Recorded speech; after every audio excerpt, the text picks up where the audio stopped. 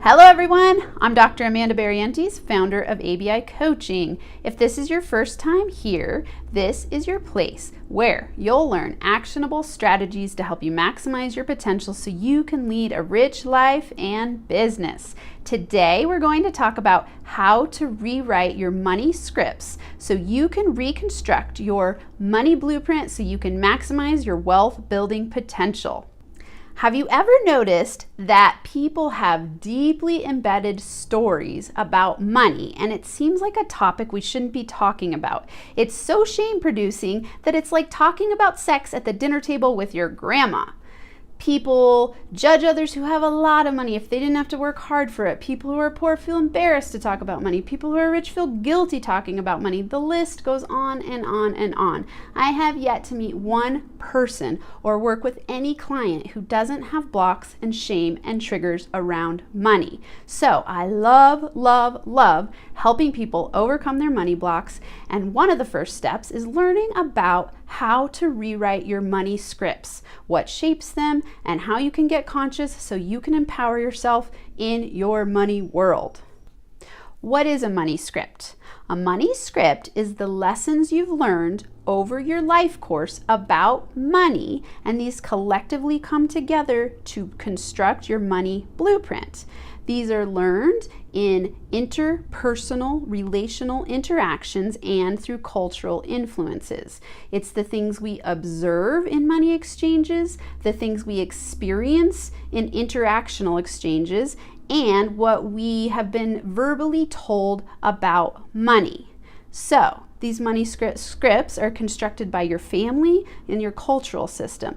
Things like your religious leaders, the institutions you interact with, teachers, the schools, your sexual orientation, your gender identity, your family's socioeconomic status, and even the media are things that are teaching you lessons and informing your scripts about money, which collectively come together to create your money blueprint. Let me give you some examples. Let's think about your family structure. Maybe you grew up in a household where you had a dad as the breadwinner and your mom as the stay-at-home mom. You might be running a script that men are more financially empowered than women. Or maybe you grew up in a single mother household where your mom was a powerful CEO and you have the script operating that women should never be financially independent on men. Maybe you grew up in a household with two dads and one stayed home and the other worked, and one was resentful where the one making money was resentful that the one staying home got to relax and had a judgment around that. And so your script is money is stress and you have to work hard to earn the money and it causes relationship strife.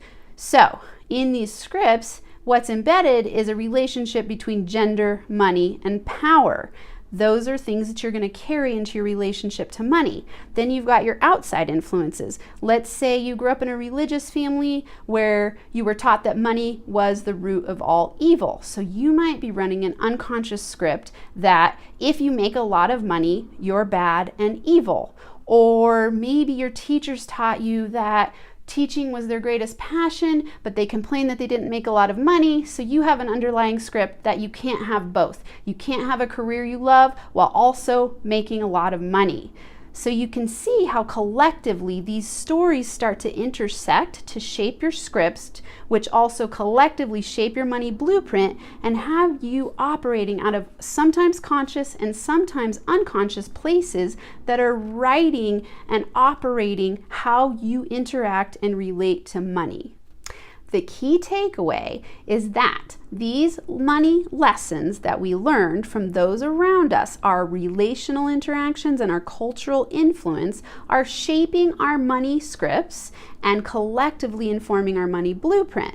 If you grew up in a familial and cultural environment where we talked about money, it was functional and flowing and people felt healthy around it, then you're likely to have adopted money scripts that are going to help you build wealth. If you grow up in an environment where there's a lot of shame, guilt, fear, and judgment around money, then you're likely to have adopted those scripts, and it's going to block you in your flow of earning, saving, investing, and building your wealth. So in order for you to understand your money scripts, you've got to start to get conscious and curious about the things that you observed, were told, and experienced around money. This will help you to gain clarity so you can rewrite your money scripts and empower your ability to max your money-making potential and your wealth-building potential.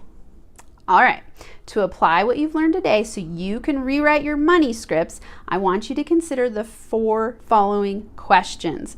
1, what was your very first memory of money? It could have been something that you experienced directly, something you observed, just something that stands out in your memory as your very first memory.